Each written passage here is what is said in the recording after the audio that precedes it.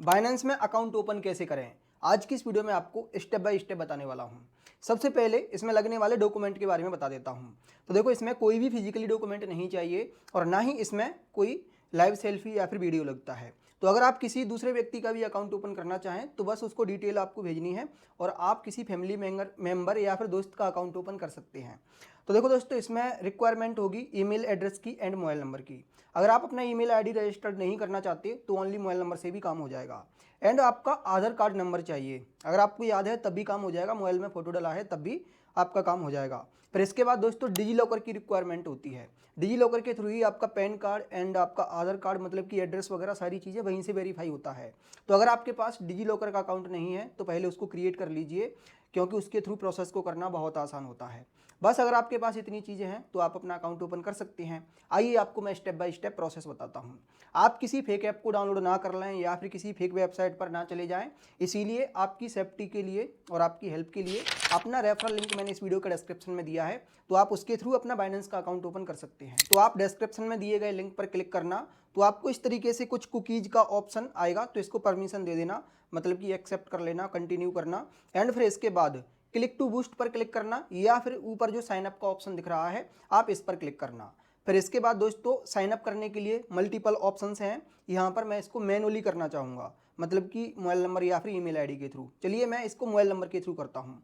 लेकिन अगर आपको अपना ईमेल आईडी वेरीफाई इससे करना है, इसमें रजिस्टर्ड करना है, तो अभी आप ईमेल आईडी डाल दीजिए और बाद में फिर मोबाइल नंबर डालने का ऑप्शन आएगा। अगर अभी आप मोबाइल नंबर डालते हैं तो बाद में फिर ईमेल को वेरीफाई करने का ऑप्शन नहीं आएगा। चलिए मैं ईमेल को वेरीफाई नहीं करना चाहता, मैं मोबाइल नंबर के थ्रू करता हूँ। तो मोबाइल नंबर जो हमने डाला है उस पर ओटीपी आया है, ओटीपी के थ्रू वेरीफाई कर देंगे। अगर आप अपना ईमेल आईडी डाल रहे हैं तो फिर उस पर एक ओटीपी जाएगा, उसको फिर वेरीफाई कर देना।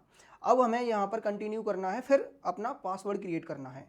पासवर्ड क्रिएट करने के बाद कंटिन्यू करेंगे और बस हमारा रजिस्ट्रेशन कंप्लीट हो गया। अब हम नेक्स्ट पर क्लिक करेंगे तो आप देखिए कि इसमें प्रोफाइल का ऑप्शन आ गया है, क्योंकि इसमें हमारा रजिस्ट्रेशन कंप्लीट हो चुका है।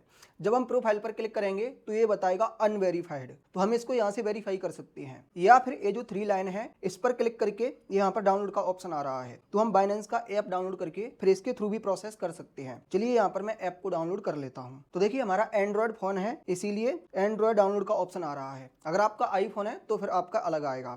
चलिए मैं ऐप को डाउनलोड कर लेता हूँ। जब आप ऐप डाउनलोड करने के बाद ओपन करेंगे तो आपको 2 ऑप्शंस दिखेंगे, एक I am new to crypto और दूसरा आई एम क्रिप्टो प्रो। जो ऊपर वाला ऑप्शन है वो फ्रेशर्स के लिए है, एंड अगर आपको एक्सपीरियंस है तो नीचे वाला सिलेक्ट करना।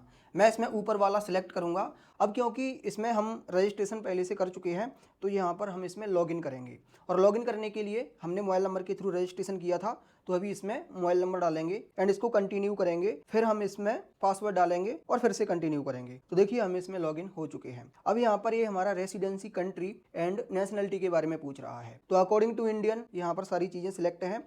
अब इसके बाद ये पूछ रहा है डिजी लॉकर के थ्रू आपको ई साइन करना है। अगर आपका डिजी लॉकर में अकाउंट नहीं है तो आप अदर मेथड भी ट्राई कर सकते हैं, बट मेरा डिजी लॉकर में अकाउंट है और डिजी लॉकर के थ्रू प्रोसेस करना काफ़ी आसान है, तो मैं इसको डिजी लॉकर के थ्रू ही करना चाहूँगा। यहाँ पर कंटिन्यू करेंगे एंड यहाँ पर भी कंटिन्यू करेंगे। फिर यहाँ पर ये मेरी पहचान वाला पेज ओपन होगा। यहाँ पर आपको आधार कार्ड का नंबर डालना है एंड ये कैप्चा फिल करना है और फिर नेक्स्ट करना है। अब आपको पता करना होगा कि आपके आधार कार्ड से कौन सा मोबाइल नंबर रजिस्टर्ड है, उस पर ओटीपी गया है, तो वो ओटीपी डालकर आपको यहाँ पर कंटिन्यू करना है और यहाँ पर आपको डिजी लॉकर का पासवर्ड डालना है। बस अब आप डिजी लॉकर में लॉगिन हो चुके हैं। अब डिजी लॉकर में आपके जितने भी डॉक्यूमेंट हैं वो सारे ओपन हो जाएंगे। तो यहाँ पर हमें सिलेक्ट करना है आधार कार्ड और पैन कार्ड। अगर ड्राइविंग लाइसेंस, 10th की मार्कशीट, 12th की मार्कशीट, ऐसे और भी डॉक्यूमेंट हैं तो उन्हें आप अनटिक रहने दें। और ये नीचे डॉक्यूमेंट को रीड करने के लिए परमिशन मांग रहा है, तो आप इसको अलाउ कर दें। एंड अब आप देखिए कि आपका ई साइन सक्सेसफुली हो चुका है। अब यहाँ पर एडिशनल डिटेल्स में आपको आप क्या काम करते हैं वो सिलेक्ट करना है एंड किस सेक्टर में करते हैं और आपकी एनुअल इनकम कितनी है। तो अपने अकॉर्डिंग मैंने चीज़ें यहाँ पर सिलेक्ट कर ली हैं, आप अपने अकॉर्डिंग करना और फिर यहाँ से इसको कंटिन्यू करना। बस इतना प्रोसेस करते ही आपका एप्लीकेशन अंडर रिव्यू में चला जाता है और रिव्यू कंप्लीट होने में मैक्सिमम 15 मिनट का टाइम लग सकता है, बट ये इंस्टेंट हो गया होगा अगर आप अपनी प्रोफाइल में जाकर चेक करोगे तो। चलिए मैं गो टू होम पेज पर क्लिक करता हूँ। यहाँ पर ये नोटिफिकेशन के लिए पूछ रहा है, तो इसको अलाउ या फिर डोंट अलाउ आप अपनी अकॉर्डिंग कर सकते हैं। एंड यहाँ पर इसको वेरीफाई कर दीजिए और अब आप प्रोफाइल में देखिए कि यहाँ पर आपका अकाउंट वेरीफाइड बता रहा है। लेकिन अभी हमारा जो यूजर नेम है वो यहाँ पर कुछ ऐसे ही उल्टा सीधा दिख रहा है, तो यूजर नेम एंड प्रोफाइल को आप अपडेट कर सकते हैं। तो यहाँ पर हमने कर ली है। अब हमारा अकाउंट रेडी है ट्रेडिंग करने के लिए। पहला डिपॉजिट करने के बाद आप इसमें ट्रेडिंग शुरू कर सकते हैं। और इसमें डिपॉजिट करते टाइम आपसे पूछता है कि आप किस करेंसी के थ्रू करना चाहते हैं और आप किस मेथड के थ्रू डिपॉजिट करना चाहोगे। जैसे पहला ऑप्शन है P2P। इसका मतलब ये है कि आप पैसा ट्रांसफ़र करते हैं किसी थर्ड पार्टी के बैंक अकाउंट में और फिर वहाँ से पैसा ट्रांसफ़र होकर आता है आपके बाइनेंस के वॉलेट में।